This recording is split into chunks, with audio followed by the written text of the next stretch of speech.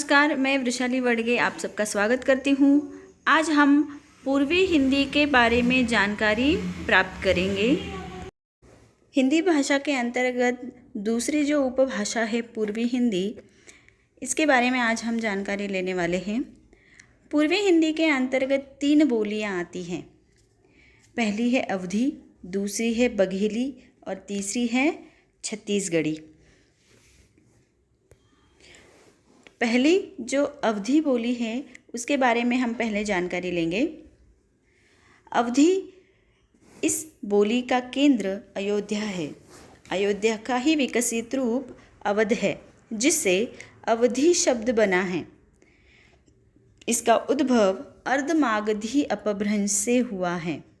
अवधी का प्राचीन नाम कोसल था, इसीलिए उसे कोसली भी कहा जाता है। इसका नाम बैसवाड़ी भी रखा गया है। अवधी का क्षेत्र अत्यंत विस्तृत है, जैसे फतेहपुर, मिर्ज़ापुर, उन्नाव, रायबरेली, लखनऊ, सीतापुर, फैज़ाबाद, गोंडा, बहराइच, सुल्तानपुर, प्रतापगढ़, बाराबंकी आदि।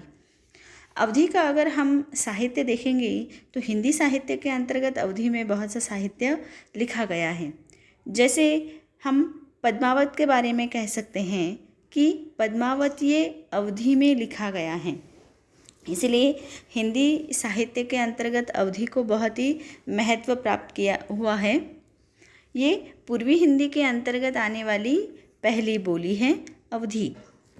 अवधी की कुछ विशेषताएं हैं, उन विशेषताओं को भी जानने का आज हम यहाँ पर प्रयास करेंगे। अवधी की सबसे पहली विशेषता है कि अवधी भाषा में ई और ऊ ध्वनियों के अघोष रूप मिलते हैं। जैसे कहानी, जाति, यहाँ पर हम देख सकते हैं कि कहानी और जाति को पहली मात्रा दी गई है। दूसरी यहाँ पर विशेषता है कि इसमें ण और श नहीं मिलते हैं। अवधी भाषा में इसका प्रयोग नहीं होता है। और एक विशेषता यहाँ पर दी गई है कि अवधी भाषा में ने का प्रयोग भी नहीं होता है।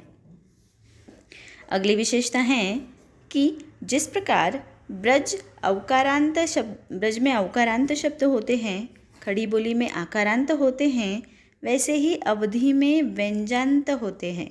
मतलब उसके उन शब्दों का अंत व्यंजन से होता है। उदाहरण दिया है यहाँ पर कि करना अगर हम कहते हैं तो वो करब हो जाता है, और चलना अगर कहते हैं तो वो चलब हो जाता है। मतलब उसका जो अंत है शब्द का वो व्यंजन से होता है, इसीलिए अवधी के जो शब्द है वो व्यंजनांत होते हैं। ठीक है, ये अवधी की विशेषताएं यहाँ पर दी गई हैं। अगली जो हमारी बोली है वो है बघेली। बघेली राजपूतों के आधार पर रीवा तथा आसपास का जो इलाका है उसे बघेलखंड कहा गया, और इसीलिए वहाँ की बोली बघेली कहलाई गई। 12वीं सदी में सोलंकी राजा व्याघ्रदेव बघेली वंश की उन्होंने नींव डाली थी, और इसीलिए उसी के नाम पर ये नाम रखा गया। इसका उद्भव अर्धमागधी अपभ्रंश से हुआ है। इसका क्षेत्र रीवा, नागौद, रायदौड़, सतना, महर और आसपास का जो प्रदेश है वहाँ पर बघेली बोली बोली जाती है। बघेली में लोक साहित्य लिखा गया है।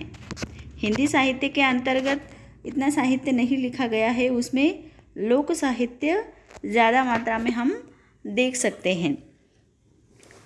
बघेली की विशेषता यहाँ पर दी गई है कि इसमें अल्पप्राण जो व्यंजन होते हैं वो महाप्राण हो जाते हैं, मतलब महाप्राण जैसे बोले जाते हैं।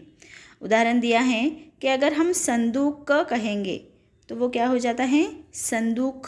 मतलब जो अल्पप्राण व्यंजन होते हैं वो महाप्राण जैसे बोले जाते हैं। ये बघेली की विशेषता यहाँ पर दी गई है। अगली जो हमारी बोली है वो है छत्तीसगढ़ी। छत्तीसगढ़ी का मुख्य क्षेत्र है छत्तीसगढ़, इसीलिए उसे छत्तीसगढ़ी नाम दिया गया। छत्तीसगढ़ी अर्धमागधी अपभ्रंश के दक्षिणी रूप से उसका उद्भव हुआ है। इसका अगर हम क्षेत्र देखेंगे तो बिलासपुर, रायगढ़, रायपुर, दुर्ग, नंदगांव, कांकेर आदि क्षेत्रों में छत्तीसगढ़ी बोली ज़्यादातर बोली जाती है। छत्तीसगढ़ी में हम लोक साहित्य ही देख सकते हैं, लोक साहित्य ज़्यादातर मिलता है छत्तीसगढ़ी में। छत्तीसगढ़ी की कुछ विशेषताएं यहाँ पर दी गई हैं, उन विशेषताओं को भी जानने का हम प्रयास यहाँ पर करेंगे। पहली छत्तीसगढ़ी की विशेषता है कि उसमें अल्पप्राण ध्वनियों को महाप्राण बोलने की प्रवृत्ति दिखाई देती है।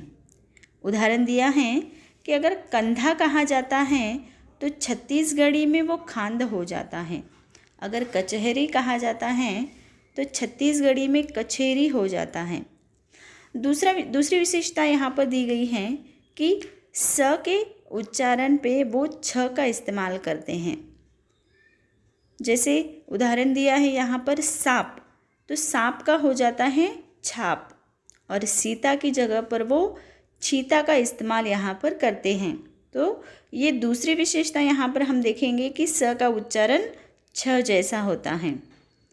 अगली विशेषता यहाँ पर दी गई है कि छत्तीसगढ़ी ये जो बोली है ये मराठी, तेलुगु और उड़िया जैसी भी लगती हैं।